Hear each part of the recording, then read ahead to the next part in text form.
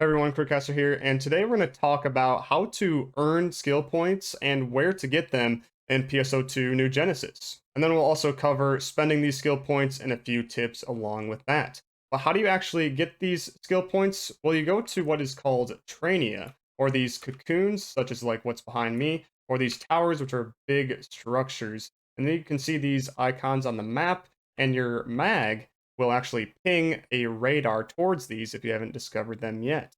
But to actually like go inside, you just go up to the door and then press whatever interaction key that you have, and it'll tell you all about the said instance. So with this menu, it tells you of the level of the enemies present inside. So this one it says level 1, and then it also tells you the recommended battle power or the gear score that you'll most likely need to complete this quest. But more importantly, it tells you how many skill points you'll get for the first clear. So with cocoons, it's always +1, but then if you do the towers, which are harder, give you +4. You may notice a couple other things on this screen though, such as the once per account on this first clear reward or the skill points. This is just telling you that you only have to do it once on your account and you actually get the skill points for all of your characters for future or present.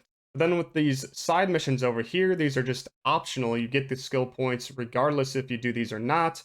But if you do complete all these side missions, you'll be rewarded with some extra star gems. But actually starting these training is pretty easy. You just go down to here and it just says start quest solo.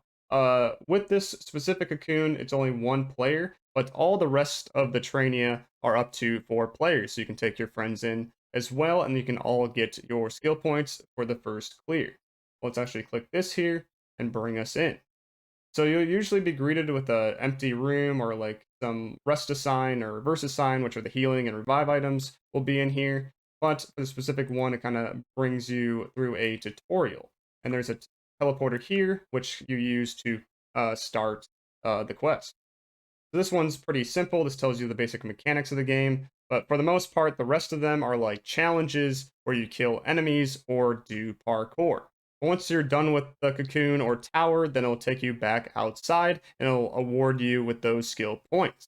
To actually use the skill points, you just head back to any city. So you're going back to Central City here. Once you're actually back into the city, you just go to what is called a class counter. So for the first city, it's actually into the back here and to the left, and her name is Crochet. So you just talk to her, and then you can spend your skill points right here with Learn Class Skill. Then you'll get greeted with all of the different classes in the game, and then for the class that you're currently using, it'll have a little gold symbol, and then if you have a subclass equipped, you'll have a little silver mark here.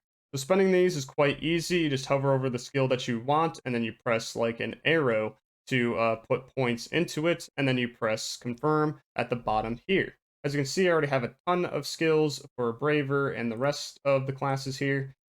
Basically, these are huge for defining these different classes.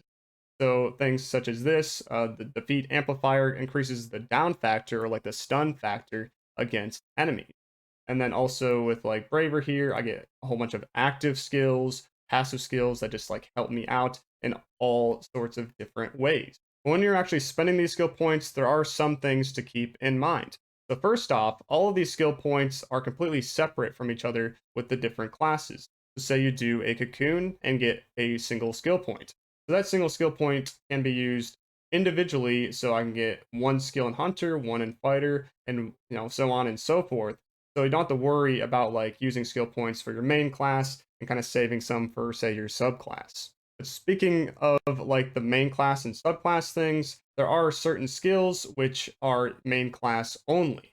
So such as this Brave Combat Final bonus, it says right here, can only be used by a main class. There's also skills that can only be used with certain weapons.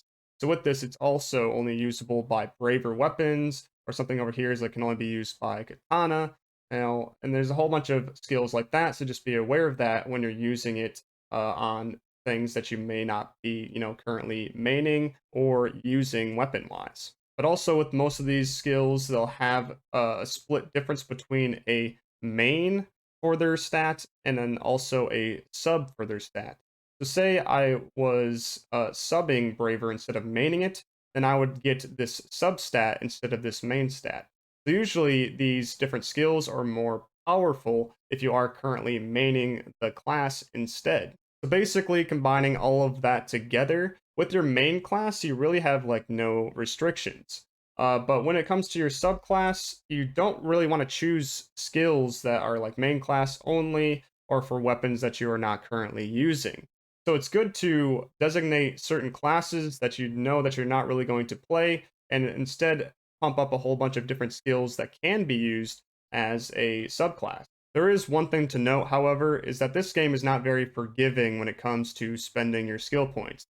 So what I mean by that is that it costs essentially like real money to get more skill trees, or it takes that freemium star gem currency to reset your skill trees. Other than that, though, sometimes, very rarely, they hand out some free reset passes that lets you reset all your skill trees, but I have not seen that in like half a year. So if I was wanting to be really careful with spending my skill points, I would definitely look up guides online or at least look hard at these different skills to make sure that's exactly what you want. That is it for spending these skill points, but now, as promised, going to show all of the cocoon and tower locations so you can get all the current 40 skill points. So here we have the world map of what is currently in NGS. We have 3 different regions, the Aelio, Retem, and Kvaris one. So for the Aelio, we have 8 cocoons and 3 towers, totaling to 20 skill points. But for Retem and Kvaris, they each have 6 cocoons and 1 tower, each totaling to 10 skill points. So like I said earlier, a total of 40 skill points. But now you can either pause the video to look at this entire map, or you can go to a direct link that I'll post in the description down below. Hopefully, though, this video is helpful for you guys, and I have a whole bunch more on my channel if you're looking for more NGS guides. But I'll see you guys in the next video. Peace.